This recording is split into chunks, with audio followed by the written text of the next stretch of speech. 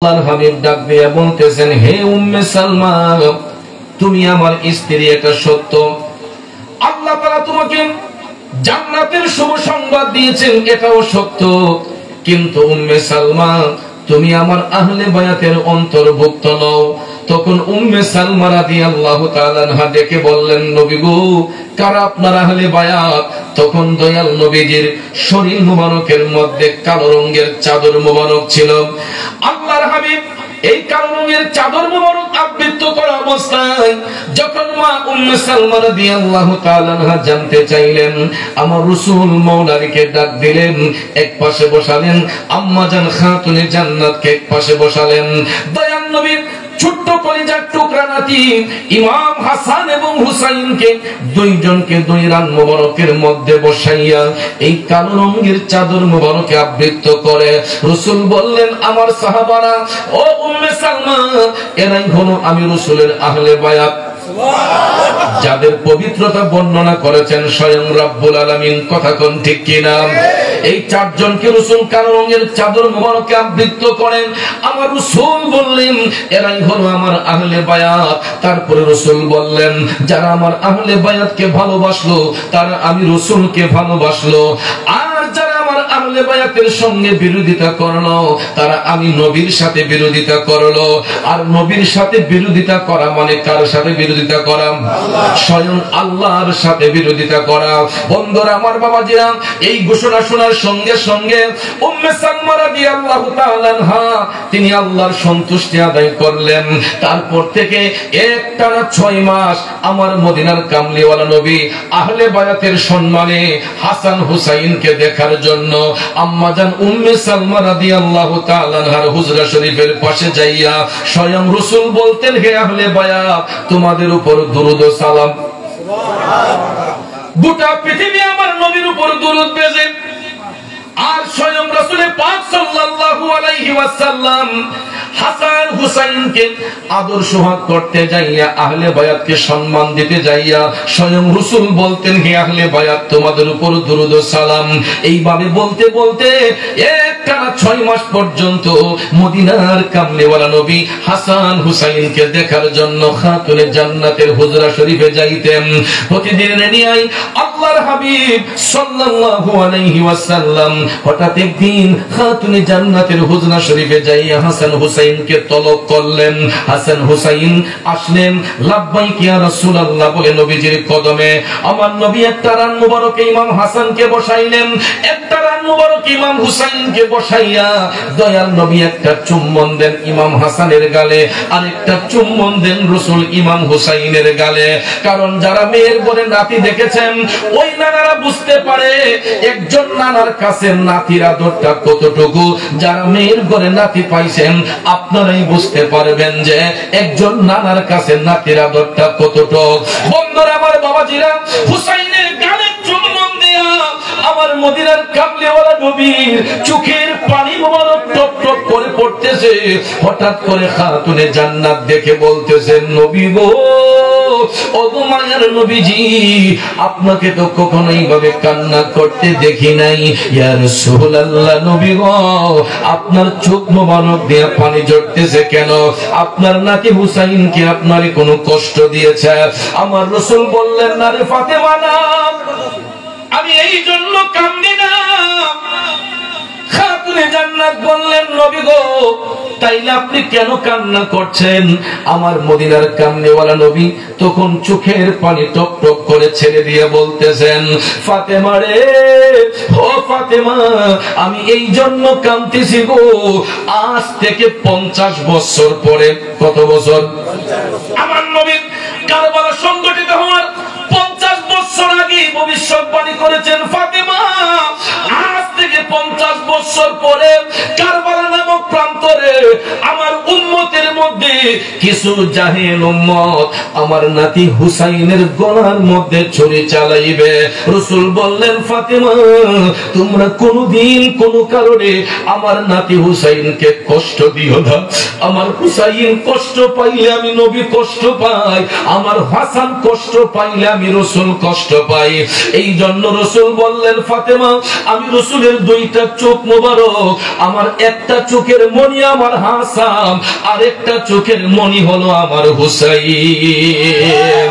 এই জন্য কবি বলেছেন, কত আদর করতেন নবী ইমাম হাসানকে, কত আদর করতেন নবী ইমাম হোসেনকে, আদর করে চুমো খেতেন তাদের গলেতে, কত আদর করতেন নবী ইমাম হাসানকে, বলুন কত আদর করতেন নবী ইমাম হোসেন। বাবাজিরা আমার কথাটা এই কারণে বললাম, কারবালা সংগঠিত হওয়ার 50 বছর আগে আমার নবীর কাছে সংবাদ ছিল। কিছু কিছু মূর্খ মৌলবীরা বলে কারবালায় হুসাইন শহীদ হবে, রাসূল যদি আগেই জানতেন ফিরাইলেন না কেন? আরে বেকুবের দলেরা, ওই কারবালার ময়দানে হুসাইন শহীদের মাধ্যমে ইসলাম জিন্দা হবে, ঠিক না বেটে? আর তাহলে কে মুমিন কে মুনাফিক আমরা চিনতাম না, কে মুমিন কে মুনাফিক আমরা চিনতাম না। কারণ রাসূল ভবিষ্যৎবাণী করেছেন, হুসাইনকে যারা হত্যা করবে, হুসাইনকে যারা কতল করবে, এরা কোনো হিন্দু পাড়ার লোক নয়, খ্রিস্টান পাড়ার লোক নয়, বৌদ্ধ পাড়ার লোক নয়, এরা ইহুদি নয়, নাসারা নয়। এদের মাথার মধ্যে থাকবে পাগড়ি, এদের মাথার মধ্যে থাকবে টুপি, এদের মুখের মধ্যে থাকবে দাড়ি, এদের পরনে থাকবে লম্বা লম্বা কুর্তা। তা সত্ত্বেও ওই সমস্ত মুনাফিকদের গোষ্ঠীর মধ্যে কোরআনের হাফেজ থাকবে, আলেম থাকবে, মুফতি থাকবে, মুহাদ্দিস থাকবে। তা সত্ত্বেও এরা নবীর আওলাদরে কষ্ট দিবে। আমার রাসূল ভবিষ্যৎবাণী করেছেন, ঠিক না বিঠিক? জানি না কেমন করে ছিলেন নবী সোনার মদিনায়, কিভাবে সেই গোলাতে এজিদের দল তলোয়ার চালায়। হে হুসাইন নবীজির আওলাদ সালাম জানাই মোরা তোমায়। একটা জবানও বন্ধ রাখবেন না, চিৎকার মেরে বলুন আল্লাহু আকবার। জগতের বন্ধুরা রে, ও মুরব্বী বাবাজিরা গো, রাসূল ভবিষ্যৎবাণী করেছেন 50 বছর পরে এই ভবিষ্যৎবাণী কেমনে অক্ষরে অক্ষরে মিলে। আমি দেখেছি আমার পূর্বের আলোচক 9 মুহররম পর্যন্ত আলোচনা করেছিলেন। এই 9 মুহররমে কারবালা নামক প্রান্তরে ইমাম হুসাইন রাদিয়াল্লাহু তাআলা আনহু আহলে বায়াতের সদস্যদের মধ্যে পুরুষ সদস্য যারা ছিল সবার সঙ্গে পরামর্শ করেছিলেন। 9 মুহররমের রাত্রিতে, 9 মুহররমের রাত্রিতে ইমাম হুসাইন সবাইকে ডেকে বললেন, তোমরা আমার জন্য যথেষ্ট করেছ, এরা আমি হুসাইনের রক্ত পিপাসু, এরা আমাদের সবাইকে কতল করে ফেলবে, তোমরা এবার আমাকে ছেড়ে চলে যাও। ইমাম হুসাইন এই কথা বলার পরে আহলে বায়াতের সদস্যরা ডাক দিয়ে কয়, হুসাইন এই কঠিন মুহূর্তে আমরা যদি আপনাকে ছেড়ে চলে যাই, রোজ কিয়ামতের ময়দানে আমরা দয়াল নবীর কাছে কি জবাব দেব? রাসূল তো সেই দিন আমাদেরকে বলবে, এই কঠিন মুসিবতের মধ্যে আমার নাতিকে রেখে তোমরা কেন চলে গেলা? তার চেয়ে বড় হুসাইন, বাঁচতে যদি হয় আপনার সঙ্গে আমরা বাঁচব, মরতে যদি হয় আপনার সঙ্গে যুদ্ধে অংশগ্রহণ করে আমরা মরব। তখন ইমাম হুসাইন সবাইকে ডেকে বললেন, লা তাফাররাকু, তোমরা বিচ্ছিন্ন হয়ো না, সবাইকে ঐক্যবদ্ধ করে হুসাইন বললেন, 9 মুহররমের দিনে আমরা সবাই কারবালার ময়দানে যাব। ইমাম হুসাইন রাদিয়াল্লাহু তাআলা আনহু 72 জন সদস্য নিয়ে 9 মুহররমে কারবালার ময়দানে উপস্থিত হলেন। আল্লাহু আকবার। ভাইরা আমার বন্ধুরা আমার, 9 মুহররমে ইমাম হুসাইন 72 জন সদস্য নিয়ে কারবালার ময়দানে উপস্থিত। ইমাম হুসাইন দুলদুল গুড়ার মধ্যে বসিয়া হুসাইন নানাজান রাহমাতাল লিল আলামিন নবীর পাগড়ি মুবারক মাথার মধ্যে পরিয়া হামজা রাদিয়াল্লাহু তাআলা আনহুর ঢাল মুবারক হাতের মধ্যে নিলেন, জুলফিকার তরবারিটা হাতের মধ্যে নিয়া ইমাম হুসাইন 9 মুহররমের দিনে কারবালার প্রান্তরে যাইয়া এজিদ বাহিনীকে ডেকে বলতেছেন, এই এজিদ বাহিনীরা, এ জালেমের দলেরা, তাকা আমি হুসাইনের দিকে। আমি ওই হুসাইন, যেই হুসাইন রাসূল যখন নামাজ মুবারকে সিজদা করতেন, আমি হুসাইন যাইয়া আমার দয়াল নবীর পিঠ মুবারকের মধ্যে বসতাম। পৃথিবীর এমন কোন ব্যক্তির সাধ্য হয় নাই আমার নবীর পিঠ মুবারকে বসবে। একমাত্র সেই সৌভাগ্যের অধিকারী ছোট্ট কলিজার টুকরা ইমাম হুসাইন ছিলেন। রাসূল যখন নামাজ মুবারক পড়তেন, যখন হুসাইন ছোট্ট শিশু নানাজানের পিঠ মুবারকে যাইয়া মোহব্বত করে বসে যাইত নাতিকে আনন্দ দেওয়ার জন্য, আমার রাসূল সিজদা মুবারকটা লম্বা করে ফেলতেন। নানাকে ঘোড়া বানাইয়া বসতেন পিঠে চড়িয়া, খুশি হয়ে মায়ার নবী থাকতেন ঘুরিতে, কত আদর করতেন নবী ইমাম হোসেনকে। আমার বন্ধুরা, ইমাম হুসাইন ডেকে বললেন, আমি এই হুসাইন, যে হুসাইন রাসূলের পিঠ মুবারকে বসতাম, আমি ওই হুসাইন, যেই হুসাইনের গালে মুখে রাসূল চুম্বন দিতেন। তোরা তো আমি হুসাইনের রক্ত পিপাসু হতে আসছে, আয় তোরা আয়। আমি হুসাইন ময়দানে কারবালায় উপস্থিত হয়ে গেলাম। 72 জন হুসাইনি সদস্য তরবারি হাতের মধ্যে নিলেন। ওই দিন এজিদ বাহিনী ছিল 22,000-এরও বেশি। কোথায় 72, কোথায় 22,000, কোথায় 72, কোথায় 22,000? 22,000 লোক এজিদ বাহিনীরা জলের চতুর্পার্শ্বে, স্থলের চতুর্পার্শ্বে ব্যারিকেড দিল। ইমাম হুসাইন যখন আল্লাহু আকবার বলে রিসালতের ধ্বনি দিয়া তরবারি নিয়ে যখন বীর বিক্রম আক্রমণ করলেন, দেখা যায় চতুর্দিকে বৃষ্টির মতো তীর আসা শুরু হয়ে গেল। এমন সময় ভাইয়েরা আমার, ইমাম হুসাইনের সদস্যরা যখন তীর মারতে শুরু করলেন, মারতে মারতে দেখা যায় কিছুক্ষণের মধ্যে মেষের পালের মতো হাজার হাজার এজিদ বাহিনীকে কতল করে দিয়েছে। একদিকে ছিল এজিদের দল, অন্যদিকে ছিল রাসূলের দল। মারহাবা মারহাবা বলে সবাই এজিদের উপরে হামলা চালায়। কারবালার ওই প্রান্তরে শহীদ হয়েছেন সপরিবারে, তাদের লাগি কারবালা তাই আজ অবধি ক্রন্দন করে। ঠিক কিনা বলুন? ইমাম হুসাইন বীর বিক্রম আক্রমণ দিয়ে 22,000 এজিদ বাহিনীর মধ্যে হাজার হাজার এজিদদেরকে কতল করে ফেললেন। কিন্তু ভাগ্যের নির্মম পরিহাস, 72 জন সদস্য ডান দিকে তীর তরবারি ধরলে বাম দিকে তীরের আঘাত লাগে, ডান দিকে ধরলে বাম দিকে ধরলে ডান দিকে লাগে, সামনে ধরলে পিছনে লাগে, পিছনে ধরলে সামনে লাগে। এই রকম ভাবে একাধিক তীর মুবারক আহলে বায়াতের সদস্যদের শরীর মুবারকে ঢুকার ফলে রক্তক্ষরণ হইয়া অনেক নবী বংশের উজ্জ্বল তারকারা আহলে বায়াতের সদস্যরা কারবালার ময়দানের মধ্যে শহীদ হয়ে গেলেন।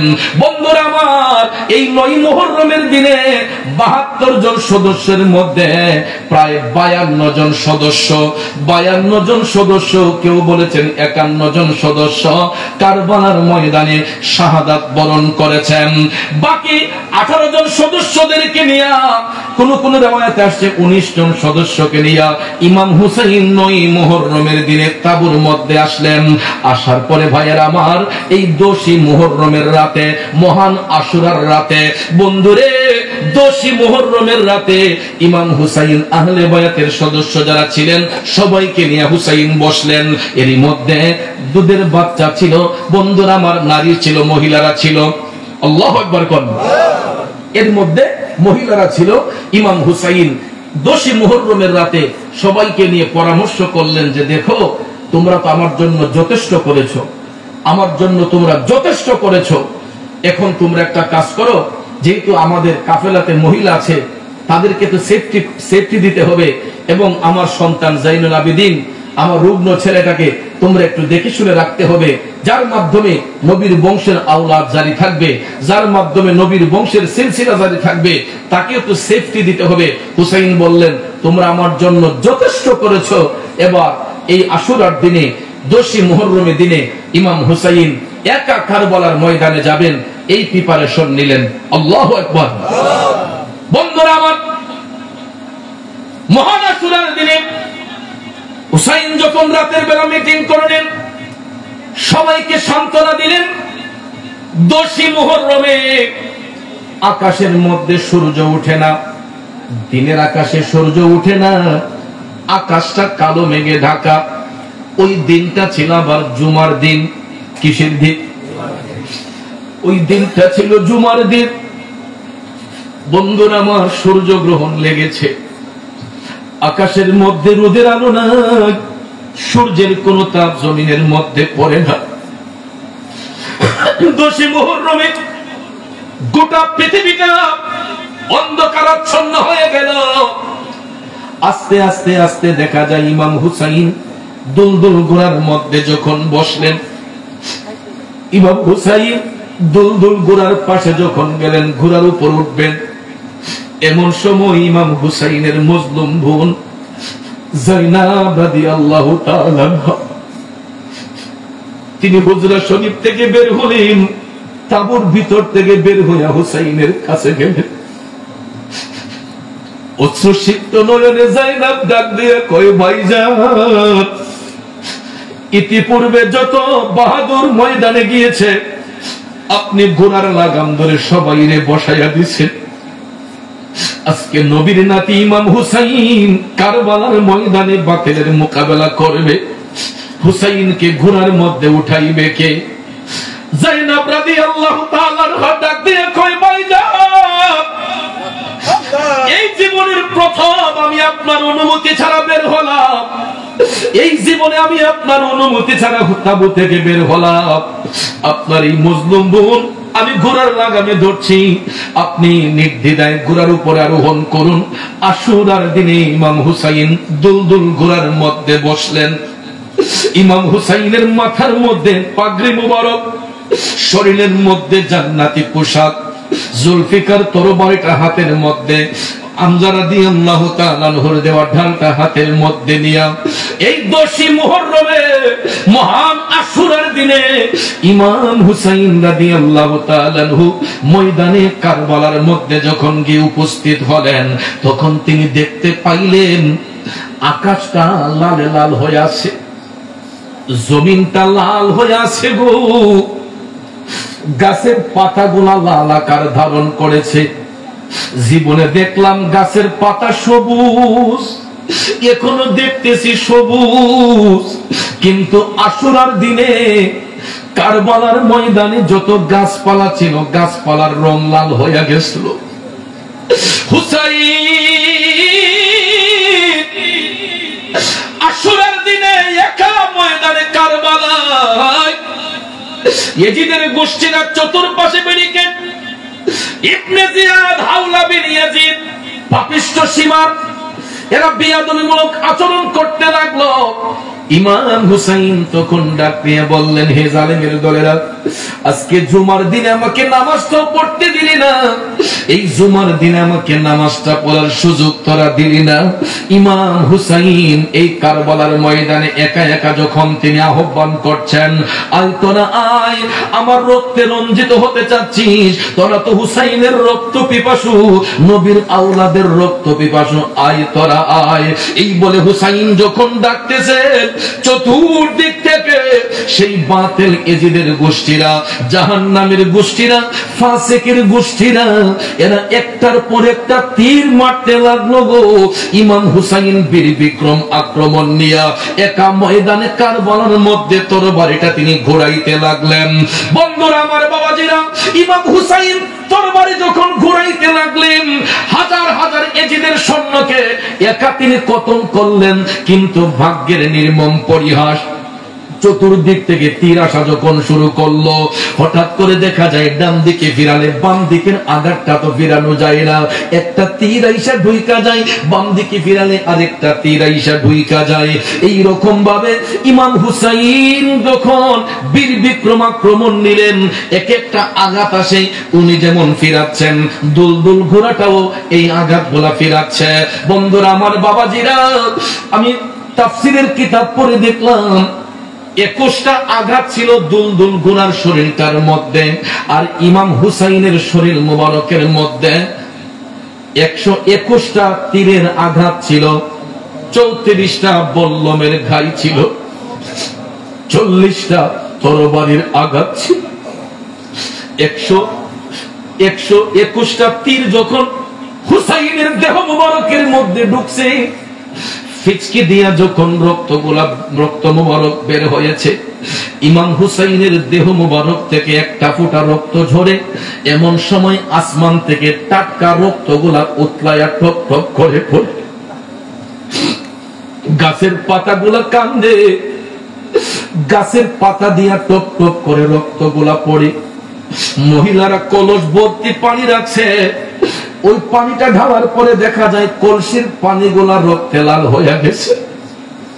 ইমাম হুসাইন 121টা তীরের আঘাত যখন শরীরের মধ্যে নিলেন, আর তিনি দুলদুল ঘোড়ার মধ্যে বসে থাকতে পারলেন না।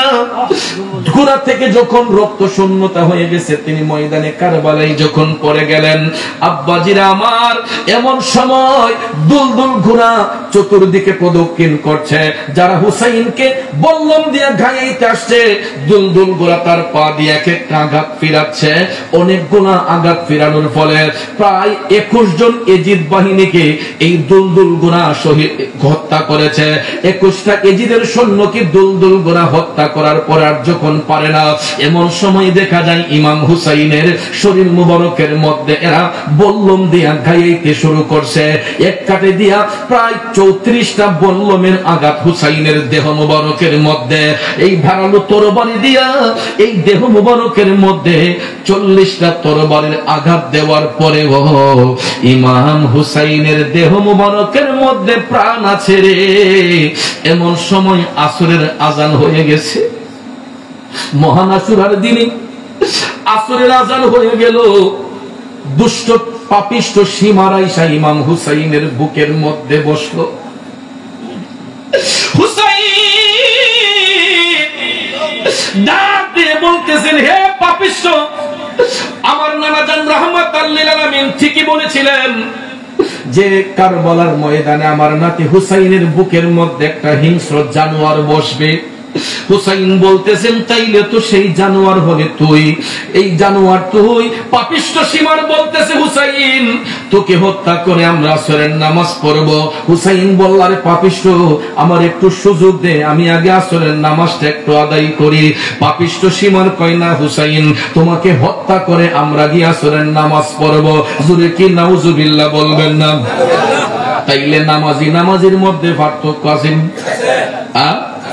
হুসাইনকে হত্যা করে ওরা গিয়ে নামাজ পড়বে, আর হুসাইন বলছেন আমাকে একটু সুযোগ দে, আমি নামাজটা আদায় করে নেই। তাহলে হুসাইনও নামাজি, এজিদের গোষ্ঠীও নামাজি। আপনারা বলেন, এজিদের গোষ্ঠী নামাজ পড়া জান্নাতি না জাহান্নামী? ইমাম হুসাইন জান্নাতি না জাহান্নামী? শুধু জান্নাতি নয়, জান্নাতি যুবকদের সরদার। শুধু জান্নাতি নয়, ইমাম হুসাইন জান্নাতি যুবকদের সরদার। কথা বলেন ঠিক কিনা? শ্যামবাড়ির প্রেমিক বাবাজিরা, ইমাম হুসাইন রাদিয়াল্লাহু তাআলা আনহু তখন বললেন, ঠিক আছে সীমা, যেহেতু আমাকে কতল করবেই, আমি হুসাইন তো ওই নবীর আওলাদ, আমি হাসি মুখে জীবন দিতে রাজি। আমি একটু সিজদা অবনত হই, আমি উপর করে সিজদা অবনত হইলে তুই আমার দেহ থেকে শিরটা আলাদা করিস। হুসাইন রাদিয়াল্লাহু তাআলা আনহু এই রক্ত ভেজা শরীর মুবারক নিয়েও ইমাম হুসাইন যখন সিজদা অবনত হইলেন, যখন তিনি চোখটা বন্ধ করলেন, কিতাব প্রমাণ করেছে ইমাম হুসাইন তিনি দেখতেছেন রাহমাতাল লিল আলামিন নবী কারবালার ময়দানে এসে হাজির। ইমাম হুসাইন শাহাদাতের পূর্বে তিনি দেখতেছেন চোখ বন্ধ করে যে রাসূল কারবালার ময়দানে উপস্থিত। এক পাশে শেরে খোদা মওলা আলী, আরেক পাশে নবীজির কন্যা খাতুনে জান্নাত মা ফাতেমাতুজ জাহরা। সবাই আয়েশা তারা ইমাম হুসাইনকে সান্ত্বনা দিচ্ছেন, হুসাইন ধৈর্য ধরো। আর দয়াল নবী তখন আমার আল্লাহর দরবারে দোয়া করেছিলেন, আল্লাহুম্মা আতিল হুসাইনা সাবরা ওয়া আজরা, আল্লাহ গো আমার হুসাইনকে তুমি সবর এবং ধৈর্য দান করো। আর সঙ্গে সঙ্গে ইমাম হুসাইনের শরীর মুবারকের মধ্যে যে রক্ত ভেজা জামা মুবারক, আমার নবীজির হাত মুবারকের মধ্যে একটা বোতল মুবারক ছিল। দয়াল নবী মওলা আলীর হাতের মধ্যে দিয়ে বললেন, আলী এই বোতল মুবারকের মধ্যে আমার নাতি হুসাইনের রক্তগুলো একটু চুষে বোতলের ভিতরে ঢুকাইয়া নাও। দয়াল নবীর আদেশে মওলা আলী ইমাম হুসাইনের জুব্বা মুবারকের সেই রক্ত মুবারক গুলো একটা শিশির ভিতর ভরতেছেন। আর আমার দয়াল নবীজি ডাকা ডাকা আমার মওলারে কইতাছে, আল্লাহুম্মা আতিল হুসাইনা সাবরা ওয়া আজরা, আল্লাহ গো আমার হুসাইনকে তুমি সবর এবং ধৈর্য দান করো। দয়াল নবী দোয়া করতে করতে ইমাম হুসাইন হাসি মুখে প্রস্তুত হয়ে গেলেন। কারণ ভাইয়ের আমার আল্লাহর কোরআন সাক্ষী দিচ্ছে, ওয়ালা তাকুলু লিমান ইউকতালু ফি সাবিলিল্লাহি আমওয়াত বাল আহইয়াউ ওয়ালাকিন লা তাশউরুন। আল্লাহ তাআলা বলেন, যারা আমি আল্লাহর পথে শহীদ হয়ে যায়, যারা আমি আল্লাহর পথে কুরবান হয়ে যায়, জগৎবাসীরা তোমরা তাদেরকে মৃত বলিও না, বাল আহইয়াউ ওয়ালাকিন লা তাশউরুন, এরা জীবিত, তোমরা তাদের সম্পর্কে জানো না। বন্ধুরা আমার, এই কোরআন শরীফের আয়াত দ্বারা আল্লাহ প্রমাণ করে দিয়েছেন শহীদরা মরে না। কথা বলেন ঠিক কিনা? এই জন্য আমি অধম গুনাহগার লিখেছে, শহীদরা মরে না আল্লাহর কোরআনে বলে, যাচাই করে দেখো সূরা বাকারা খুলে, ইমাম হাসান হোসেন সেরা শহীদ কোরআন হাদিস বলে, মাহে মুহররম আসিল সুখের বার্তা নিয়ে, মাহে মুহররম আসিল সুখের বার্তা নিয়ে, একটি বছর ঘুরে মুমিনের দ্বারে, মাহে মুহররম আসিল সুখের বার্তা নিয়ে, মাহে মুহররম আসিল সুখের বার্তা নিয়ে। কথা বলেন ঠিক কিনা?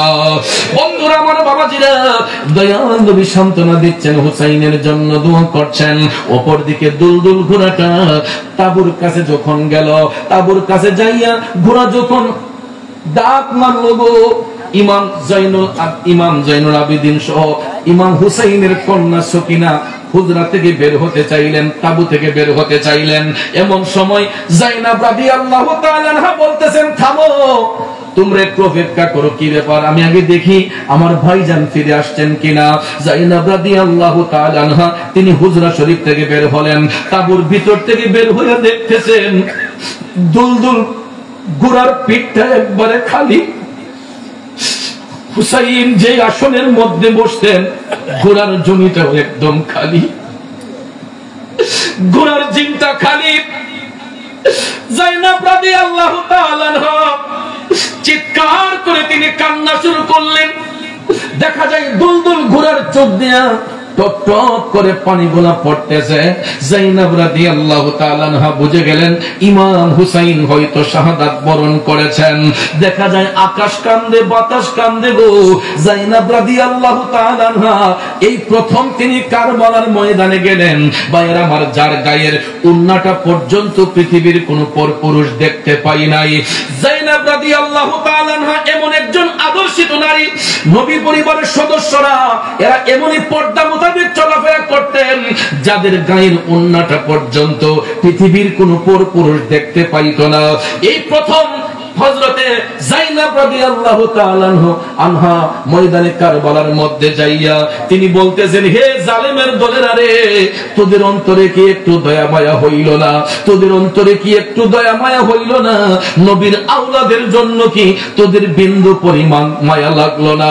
যায়নাব রাদিয়াল্লাহু তাআলা আনহা কারবালার ময়দানে যায়া দেখতেছেন ইমাম হুসাইন রাদিয়াল্লাহু তাআলা আনহুর দেহ মুবারকটা এক জায়গায়, কেল্লা মুবারকটা আরেক জায়গায়।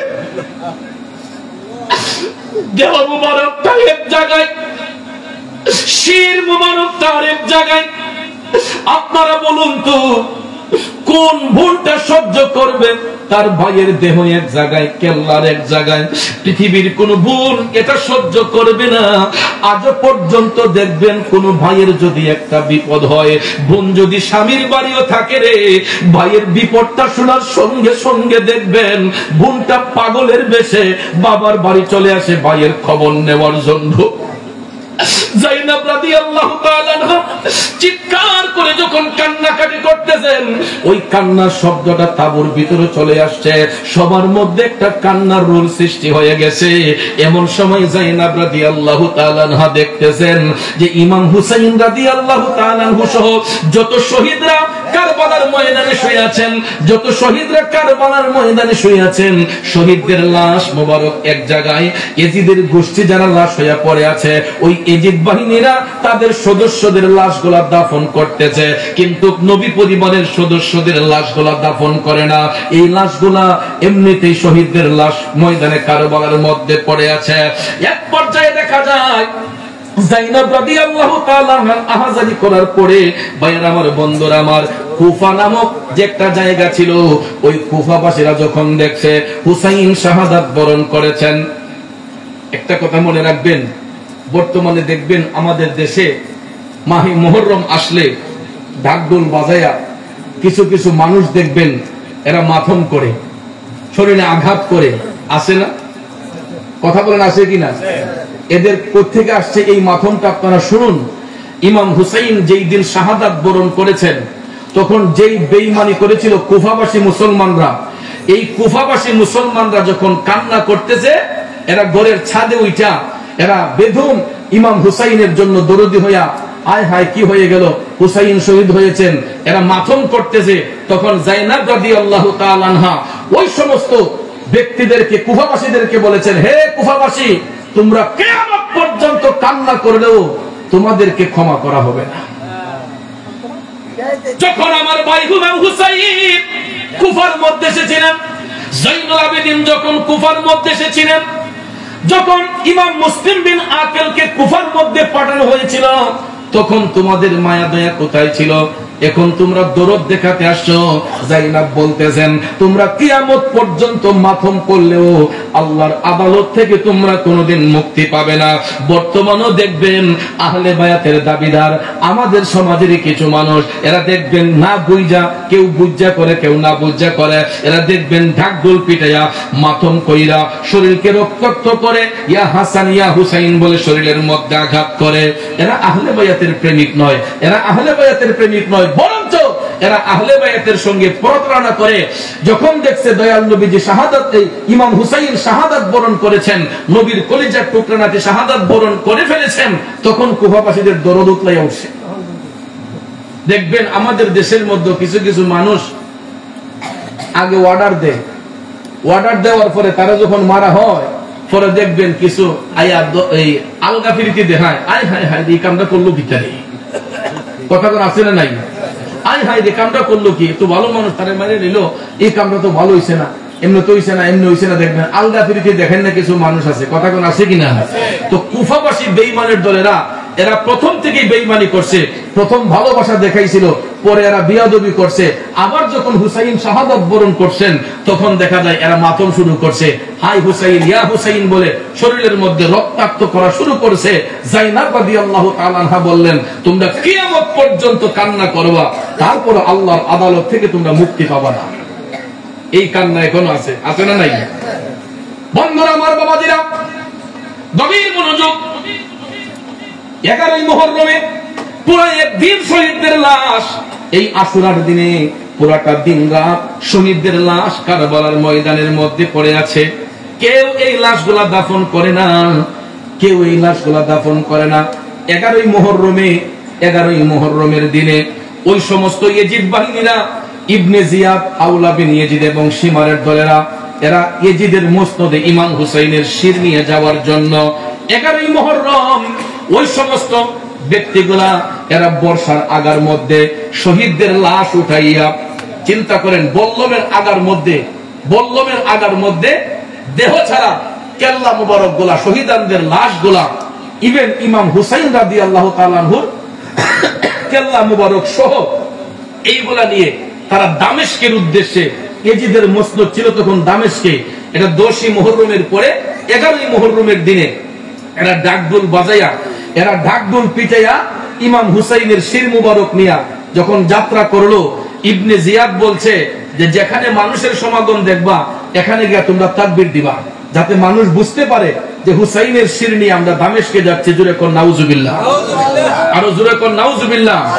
বন্ধুরা আমার, আহলে বায়াতের সকল সদস্যদেরকে নজরবন্দি করে শহীদদের কেল্লা মুবারক বর্ষার আগার মধ্যে নিয়া এরা যখন দামেস্কের উদ্দেশ্যে ডাকডোল পিটে যখন রওনা হইল, ওই সমস্ত ইবনে জিয়াদ, শিমার এবং হাওলা বিনিয়া যে তাদের দলবল নিয়া শহীদদের দেহ নিয়া, শহীদদের কেল্লা মুবারক নিয়ে যখন যাত্রা করলো, অনেকটা দূর যাওয়ার পরে হঠাৎ করে একজন খ্রিস্টান পাদ্রী তার গির্জার মধ্যে উপাসনা করতেছে। তো ওই খ্রিস্টান পাদ্রী মানুষের আওয়াজ শুনে কই কি ব্যাপার একটু দেখি তো। খ্রিস্টান পাদ্রী হুজরা থেকে, তার উপাসনা থেকে, গির্জা থেকে বের হইছে। বের হওয়ার পরে দেখতেছে যে অনেক মানুষ বর্ষার আগার মধ্যে শির উঠাইয়া এরা ঢাকঢোল পিটাইয়া আরো কিছু কিছু জীবিত মানুষদেরকে, এর মধ্যে কিছু মহিলা আছে যাদেরকে নজরবন্দি কইরা এরা ঢাকঢোল পিটাইয়া যাত্রা করছে দামেস্কের দিকে। তখন ওই খ্রিস্টান পাদ্রী রাস্তা আটকালেন যে ভাই আপনারা কোথায় যাচ্ছেন, কাকে নিয়ে যাচ্ছেন? তখন ইবনে জিয়াদ হাওলা বিন ইয়াজিদ বলে, এই যে দেখো এটা ইমাম হুসাইনের শির, রাসূলের নাতি ইমাম হুসাইন যে এজিদের সঙ্গে মোকাবেলা করেছিল, এজিদের মসনদ দখল করতে চেয়েছিল, নাউজুবিল্লাহ কোন, এজিদের সঙ্গে মোকাবেলা করার কারণে আজকে তার শির নিয়ে আমরা দামেস্কে যাচ্ছি। তখন ভাইয়ার আমার, ওই খ্রিস্টান পাদ্রী এই দৃশ্য দেখে কই ভাই আপনারা এখন গেলে তো অনেক রাত হয়ে যাবে, তার চেয়ে বরং আজকের রাত্রটা আপনারা আমার এখানে থাকেন।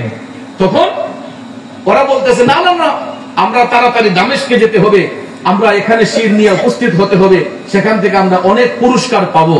তখন এই খ্রিস্টান পাদ্রী বলে আজকের রাতটা আমার এখানে থাকেন, আপনাদের মহিলাদের কোনো সমস্যা হবে না, আমি তাদেরকে নিরাপত্তা দেব আমার সিকিউরিটি দিয়ে। তখন এরা কোনোভাবেই রাজি হয় না। তখন খ্রিস্টান পাদ্রীকে ওরা বলতেছে যদি আমাদেরকে টাকা দেও, যদি আমাদেরকে টাকা দিতে পারো তাহলে এক রাত আমরা তোমার এখানে থাকতে পারি। খ্রিস্টান পাদ্রী তখন ডাক দিয়া কয়, ভাই সকল, আমার সারা জীবনের উপার্জিত 80,000 দিরহাম আমি মওজুদ করে রেখেছিলাম, আমি 80,000 দিরহামের বিনিময়েও এক রাতের জন্য নবীর আওলাদ হুসাইনকে আমার গির্জার মধ্যে রাখতে চাই। তখন ওই পাপিষ্টের দলেরা ইবনে জিয়াদ শিমার চিন্তা করলো 80,000 দিরহাম, এটা কি বাড়ির দ্বারে কথা? তখনকার সময় 80,000 দিরহাম, এরা তো লুভির জাত, এরা তো লুভি, এরা ভাবছে এখান থেকে 80,000 দিরহাম যদি পাইয়া নেই, এটা আমরা ভাগ বাটোয়ারা করে নিয়ে যাব, আর এজিদের কাছ থেকে গেলে সেখান থেকে তো আমরা পুরস্কার গ্রহণই করব। নাউজুবিল্লাহ কর, সেখান থেকে তো পুরস্কার গ্রহণই করব। এই সিদ্ধান্তে এরা রাজি হয়ে গেছে। এরা যখন রাজি হয়েছে তখন খ্রিস্টান পাদ্রী মহিলাদেরকে একটা সেফটি জায়গা দিল, নবী পরিবারের সদস্য যারা আহলে বায়তের সদস্যদেরকে একটা সেফটি জায়গা দিল, এদেরকে খাদিমের দায়িত্বে আর 5-7 জন লোক দিল, তোমরা তাদেরকে সেফটি দিবা। আর ইমাম হুসাইন রাদিয়াল্লাহু তাআলা আনহুর শির মুবারকটা এই খ্রিস্টান পাদ্রী একটা পিয়ালা নিয়ে আসছে, সুন্দর একটা বাটি আইনা বলতেছে যে এই বাটির মধ্যে রাখেন। রাখার পরে ওই খ্রিস্টান পাদ্রী সে যেখানে ইবাদত করত, উপাসনা করত, সেই উপাসনার জায়গায় ইমাম হুসাইনের শির মুবারক নিয়ে রাখলো। রাখার পরে ভাইয়ের আমার, ওই এজিদ বাহিনীরা এরা তেমনিতে ক্লান্ত, এরা ঘুমাইতেছে, আর খ্রিস্টান পাদ্রী ইমাম হুসাইন রাদিয়াল্লাহু তাআলা আনহুর শির মুবারকের মধ্যে, মুখ মুবারকের মধ্যে রক্ত মুবারকের ফুটা যেগুলা লেগেছিল ওইগুলা তার গায়ের জামা কাপড় দিয়ে মোছা শুরু করলো। আরো জোরে বল সুবহানাল্লাহ। দেখেন মুনাফিক মুসলমানরা নবীর আওলাদকে চিনে নাই, কিন্তু একটা খ্রিস্টান পাদ্রীও নবীর আওলাদকে তাজিম করেছে।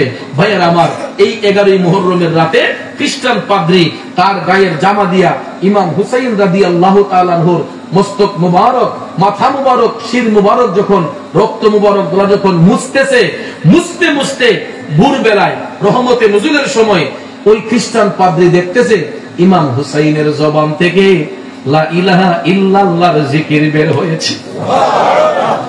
ওরে শহীদরা মরে নাই আল্লাহ কোরআনে বলে, যাচাই করে দেখো সূরা বাকারা খুলে। ঠিক না বিঠি? বন্ধুরা আমার, দেহ মোবারক থেকে শির মোবারক আলাদা, এটার মধ্যে তো প্রাণ থাকার কথা নয়। কিন্তু খ্রিস্টান পাদ্রী সারা রাত উপাসনা করার পরে ৮০,০০০ দিরহামের বিনিময়ে সারা রাত উপাসনা করার পরে দেখতেছে হুসাইনের শির মোবারক জবান মোবারক থেকে লা ইলাহা ইল্লাল্লাহর কালেমার ধ্বনি বের হচ্ছে।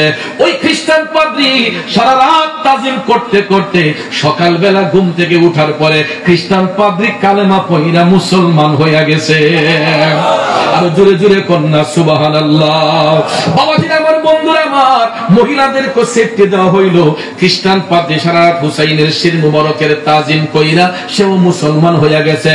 পরের দিন সকালবেলা 12 মুহররমের দিনে ওই এজিদ বাহিনীরা আবার ইমাম হুসাইনের শির মুবারক বর্ষার আগার মধ্যে নিয়া এরা আবার যখন দামেস্কের উদ্দেশ্যে রওনা হইছে, অনেকটা দূর যাবার পরে গো ইবনে জিয়াদ এবং শিমার বলতেছে, যেই টাকাগুলো আমরা পাইলাম, যেই মুদ্রাগুলো আমরা পাইলাম, আসেগুলো ভাগ বাটোয়ারা করে নি।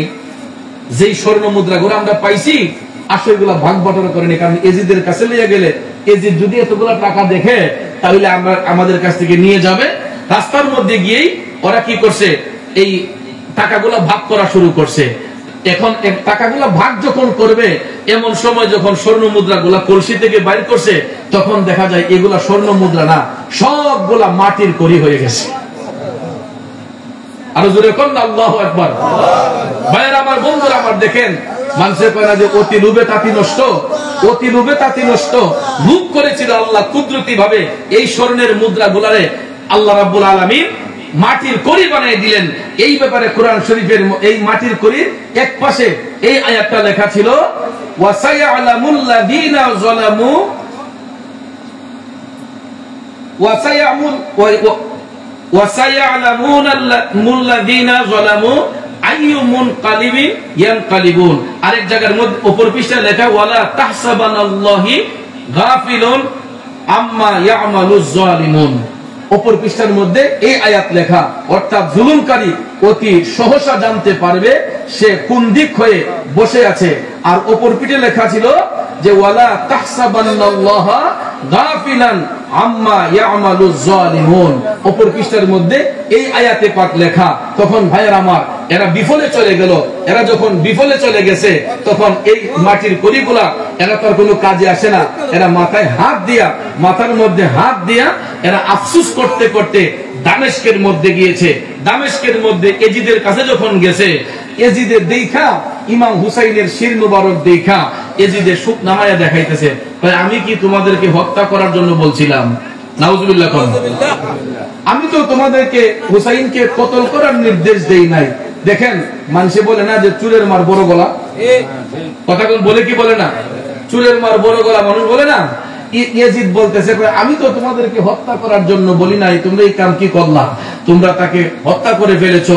তখন ভাইয়ের আমার, বন্ধুরা আমার, নবীর একজন তাবী ছিলেন, প্রখ্যাত তাবী, উনি এই দৃশ্য দেখার পরে ইয়াজিদকে বলতেছেন যে তুমি বহু মায়া কান্না করতেছো, আর এই মায়া কান্না দেখায় না। তোমার কারণে আজকে নবী বংশের আওলাদ গুলাকে বিচ্ছিন্ন করা হয়েছে, শাহাদাত বরণ করা হয়েছে। তখন ভাইয়ের আমার, বন্ধুরা আমার, একটা হট্ট গন্ডগোল শুরু হয়ে গেল উপস্থিত মাজলিসের মধ্যে। এমন সময় পাপিষ্ঠ সীমার এবং ইবনে জিয়াদ তাদের হাতের মধ্যে ছড়ি দিয়া ইমাম হুসাইনের মুখ মুবারকে, দাঁত মুবারকের মধ্যে যখন লাঠি দিয়ে নাড়তেছে, এমন সময় ভাইয়ের আমার, মুখতার বিন উবাইদুল্লাহ সাকফি, যিনি প্রথমে নবী বংশের এই দরদি ছিলেন, আহলে বায়াতের দরদি ছিলেন, কিন্তু যখন দেখলেন এই পাপিষ্ঠ সীমার ইবনে জিয়াদ ইমাম হুসাইনের মুখ মুবারকে, দাঁত মুবারকে ছড়ি দিয়ে নাড়তেছে, তখন মুখতার বিন উবাইদুল্লাহ সাকফি উনি কি করলেন, হাতের মধ্যে তরবারি নিয়ে সেই পাপিষ্ঠ সীমার এবং ইবনে জিয়াদকে তরবারি দিয়ে দুইটা আঘাত করলেন। এক একটা আঘাতের কারণে তাদের দেহের হাতগুলা, বাহুগুলা দ্বিখণ্ডিত হয়ে গেছে। ইবনে জিয়াদের একটা হাত চলে গেছে, সীমারের একটা হাত চলে গেছে। তখন এরা দৌড়াইয়া পালাইতে লাগলো, কিন্তু পালাইবার কোনো রাস্তা পাইল না। হুর বিন ইয়াজিদ রিবাহি এবং মুখতার বিন উবাইদুল্লাহ সাকফি দুইজন মিলে, এবং এই যে তাবি ছিলেন একজন নবীর উম্মত, তারা কয়েকজন মিলে দেখা যায় শিমার এবং ইবনে জিয়াদকে দৌড়াইয়া কচুর মতো কর্তন করে এই শিমার এবং ইবনে জিয়াদের হাড্ডি মাংসগুলা কুকুর বিড়ালকে খাওয়ানোর জন্য দিয়ে দিছে। আর এই সমস্ত দৃশ্য দেখে ইয়াজিদ হার্ট অ্যাটাক করে, যেটাকে স্ট্রোক বলা হয়, সে হার্ট অ্যাটাক করে সে মৃত্যুবরণ করেছে। ইয়াজিদ মৃত্যুবরণ করেছে, কিন্তু তার লাশ কোথায় দাফন হয়েছে কেউ বলতে পারে না। তার লাশ কোথায় দাফন হয়েছে কেউ বলতে পারে না। কিন্তু ভাইয়ের আমার, নবী পরিবারের সদস্যরা তারা যখন মদিনা শরীফের দিকে প্রত্যাবর্তন করছেন, যায়েনাব রাদিয়াল্লাহু তাআলা আনহা তিনি বলতেছেন যে আমাদেরকে কারবালা যে দিকে রাস্তা, কারবালার প্রান্তর দিয়ে নিয়ে যাবেন, আমি আবার সচক্ষে কারবালার ময়দানটা দেখতে চাই। যাইনুল আবিদিনকে সাথে নিয়ে ভাইয়ের আমার যায়েনাব রাদিয়াল্লাহু তাআলা আনহা আহলে বাইতের সদস্যদেরকে নিয়ে যখন রওনা করলেন, কারবালার ময়দানে উপস্থিত হয়েই যায়েনাব রাদিয়াল্লাহু তাআলা আনহা বলতেছেন, এখানে আলী আসগর শাহাদাত বরণ করেছিল, এখানে ইমাম আলী আকবর শহীদ হয়েছে, এখানে ইবনে আব্বাস শহীদ হয়েছেন, এখানে হুসাইন রাদিয়াল্লাহু তাআলা আনহু শহীদ হয়েছেন। ভাইয়ের আমার, এটা বলতে বলতে তিনি ভাবলেন যে শহীদদের লাশগুলা দাফন হয়েছে কিনা সেটা দেখার জন্য। কিন্তু কারবালার প্রান্তরে একটা এলাকা ছিল, ওই এলাকাটার নাম ছিল আমরিয়া। নাম কি? আমরিয়া গোত্রের লোকেরা এরা শহীদদের লাশগুলা সব দাফন করে এরা দেখিয়েছে এটা ইমাম হুসাইন, এটা ইমাম যাইনুল আবিদিনের, এটা আলী আসগরের কবর, এখানে হচ্ছে আলী আকবরের কবর। কারণ নবীর বংশের আওলাদদের প্রত্যেকের কবরের সীমানা আছে, স্মৃতি আছে, কিন্তু ইয়াজিদ সহ শিমার ইবনে জিয়াদ এদের হাড্ডি গোশতগুলা কুকুর বিড়ালকে দেওয়া হয়েছে, এদের কবরের কোনো অস্তিত্বই নাই। এই জন্য ভাইয়ের আমার, যাইনুল আবিদিন রাদিয়াল্লাহু তাআলা আনহুর কথা একটু আগে তিনি বলেছিলেন আমার স্নেহের জাহিদুল ইসলাম ফারুকী। এই যাইনুল আবিদিন রাদিয়াল্লাহু তাআলা আনহু উনি যখন মদিনা শরীফে আসলেন, আয়েশা রাসূল পাক সাল্লাল্লাহু আলাইহি ওয়াসাল্লামের রওজা শরীফের মধ্যে হাজিরা দিয়া তিনি কান্নাকাটি শুরু করলেন। এমন ভাবে তিনি কান্না শুরু করলেন যার চোখ দিয়া কোনোদিন পানি ছাড়া আর কিছু বের হয় নাই, এবং যার জবান দিয়া, যার দাঁত মোবারক পৃথিবীর কোনো মানুষ দেখে নাই। সবাই বলতো যে যাইনুল আবিদিন আপনি হাসেন না কেন, শুধু কান্দেন কেন, আপনি শুধু কান্না করেন কেন? তখন ইমাম যাইনুল আবিদিন বলেছেন যে আমার চোখ দিয়ে আমি কারবালার ময়দানে যে স্মৃতিগুলো দেখেছি, আপনারা যদি এটা দেখতেন তাহলে আপনারা অজ্ঞান হয়ে যেতেন, আপনারা বেহুশ হয়ে যেতেন। কারণ কারবালার প্রত্যেকটা স্মৃতি আমি যাইনুল আবিদিনের চোখের সামনে দৃশ্যমান। আমি দেখেছি আমার পিতা ইমাম হুসাইন রাদিয়াল্লাহু তাআলা আনহুকে কিভাবে শহীদ করা হয়েছে, আমার ভাই ইমাম আলী আকবরকে কেমনে শহীদ করা হয়েছে, আমার ভাই ইমাম আলী আসগরকে কিভাবে শহীদ করা হয়েছে। ইমাম যাইনুল আবিদিন তিনি বলছেন আমি সচক্ষে দেখেছি। আর কারবালার ময়দানে 5 জন আল্লাহর বান্দা পৃথিবীতে সবচেয়ে বেশি কেঁদেছিলেন। এরই মধ্যে কারবালার ময়দানে ইমাম যাইনুল আবিদিন যেভাবে কান্না করেছিলেন, ওই কান্নাটা আমার আল্লাহর কাছে সবচেয়ে বেশি পছন্দ হয়েছে। ওই কান্নাটা আমার আল্লাহর কাছে সবচেয়ে বেশি পছন্দ হয়েছে। এই 5 জন আল্লাহর বান্দা বান্দির মধ্যে প্রথম যিনি কেঁদেছিলেন উনি হচ্ছেন বাবা আদম আলাইহিস সালাম। এই কান্নাটা আল্লাহর কাছে কবুল হয়েছে। তারপরে যিনি কান্না করেছিলেন উনি হচ্ছেন হযরতে ইয়াহিয়া আলাইহিস সালাম। তারপরে যিনি কেঁদেছিলেন তিনি ছিলেন হযরতে ইয়াকুব আলাইহিস সালাম। তারপরে যিনি কান্না করেছিলেন আমার নবীজির কলিজার টুকরা আম্মাজান খাতুনে জান্নাত মা ফাতেমা জাহরা রাদিয়াল্লাহু তাআলা আনহা। 5 নম্বরে যিনি কেঁদেছিলেন উনি হচ্ছেন ইমাম যাইনুল আবিদিন রাদিয়াল্লাহু তাআলা আনহু, যার কান্না আল্লাহর কাছে পছন্দ হয়েছে এবং যার মাধ্যমে নবীর বংশের আওলাদ এখন পর্যন্ত জারি আছে। কিন্তু আফসোসের বিষয় হলো আব্বাজি, বর্তমানে এজিদের ছেলেরা আছে, এরা দেখবেন আহলে বায়াতের বিরুদ্ধে কথা কয়, এরা আওলাদ রাসূলের বিরুদ্ধে কথা কয়, এরা বলে যে আওলাদ রাসূল আবার কোথা থেকে। কিন্তু ভাইয়ের আমার, নবীর বংশের আওলাদ ইমাম যাইনুল আবিদিন থেকে জারি রয়েছে, কিয়ামত পর্যন্ত থাকবে। যেই কারণে আমার আল্লাহ সূরা কাউসার অবতীর্ণ করেছেন। কথা কোন ঠিক না ঠিক? সূরা কাউসার অবতীর্ণ করে আল্লাহ নবীর বংশকে ইজ্জত দান করেছেন, নবীর বংশকে সম্মানিত করেছেন। কিয়ামত পর্যন্ত নবীর বংশ জারি থাকবে। কারণ কাফের মুশরিকরা আমার রাসূলকে নির্বংশ বলতো, আমার রাসূলকে নির্বংশ বলতো। এই জন্য রব্বুল আলামিন সূরা কাউসার অবতীর্ণ করে আল্লাহর হাবিবকে সন্তুষ্ট করে আল্লাহ বলছেন ইন্না আ'তাইনাকাল কাউসার, ওগো হাবিব আমি আপনাকে কাউসার দান করেছি।